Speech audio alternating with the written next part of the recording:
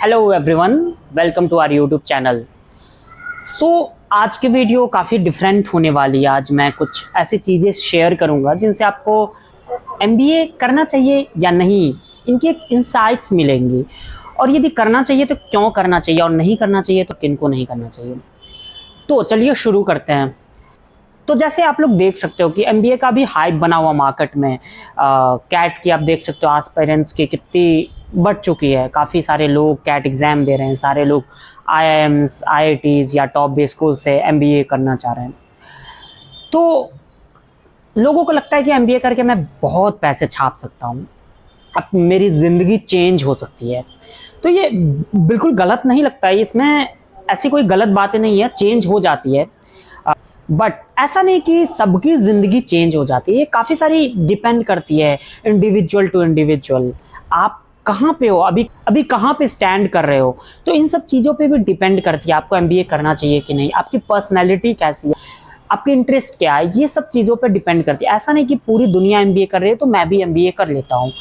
तो मैं आज शेयर करूंगा कि किसको एमबीए करनी चाहिए और क्यों नहीं करनी चाहिए और कब नहीं करनी चाहिए। तो पहले वो लोग आते हैं जो सपोज करो इंजीनियर हैं या कुछ कर रहे हैं जिसमें वो अच्छा कर रहे हैं, उनको मज़ा भी आ रहा है और पैसे भी अच्छे मिल रहे हैं, अच्छी कंपनी में कर रहे हैं, सबसे बड़ी बात अच्छे रोल पे कर रहे हैं। तो क्योंकि पैसे थोड़ी बहुत सेकेंडरी होती है initial stage of your career, company और role what matters the most, और रोल तो सबसे ज़्यादा मैटर करती है, जो मैंने अभी तक अपने कॉर्पोरेट जर्नी और बी स्कूल के जर्नी में देखी है।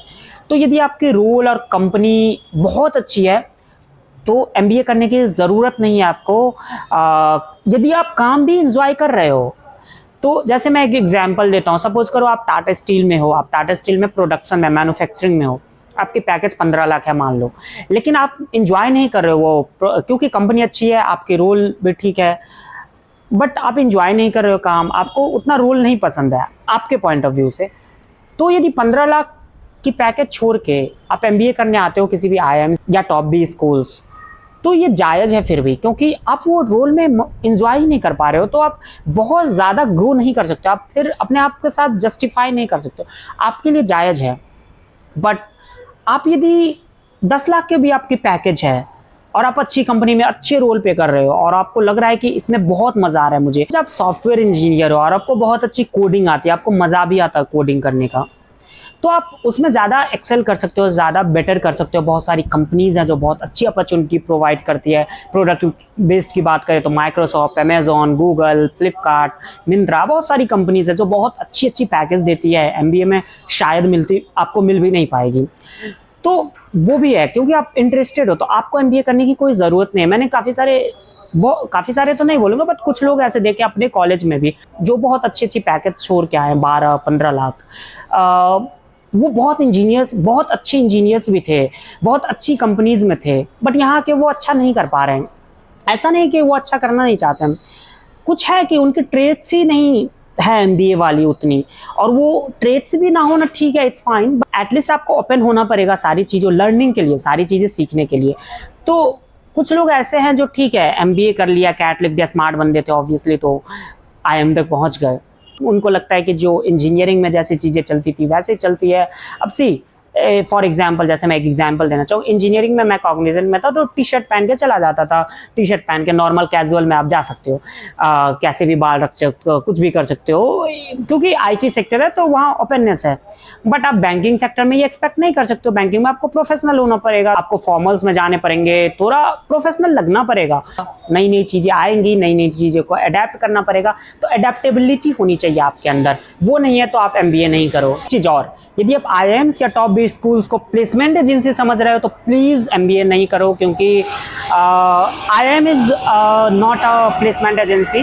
ऑब्वियसली सबकी प्रायोरिटी प्लेसमेंट होती है, क्योंकि सारों ने 2 साल लगाए होते हैं, 20-22 लाख 25 लाख खर्च किए होते हैं। मेरी भी प्रायोरिटी प्लेसमेंट है, but I don't consider it as placement agency.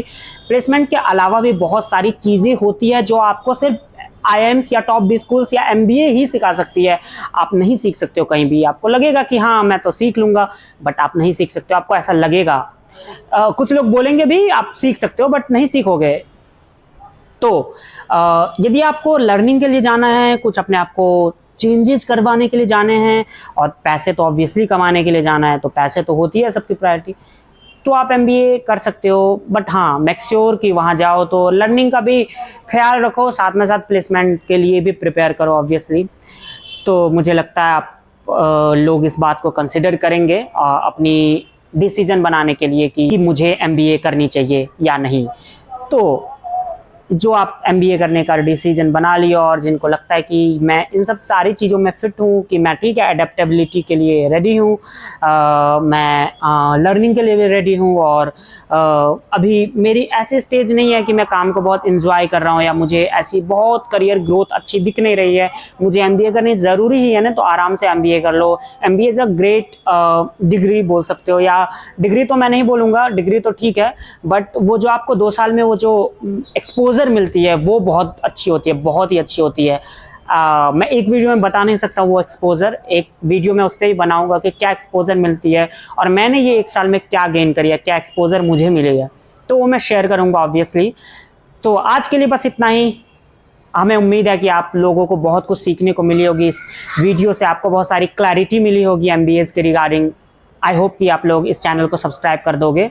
बहुत मेहनत लगता है वीडियोस बनाने में, एक वीडियोस में बहुत सारे एफर्ट्स लगते हैं, तो प्लीज़ डू सब्सक्राइब और शेयर विद योर फ्रेंड्स, उनको भी कुछ इंसाइट्स मिल जाए, कुछ हेल्प हो जाए, और ऑब्वियसली मेरी भी हेल्प हो जाएगी। यदि मेरे एक सब्सक्राइबर से बढ़ते हैं तो I become really happy. So thank you everyone, thanks a lot. Will meet in the next video.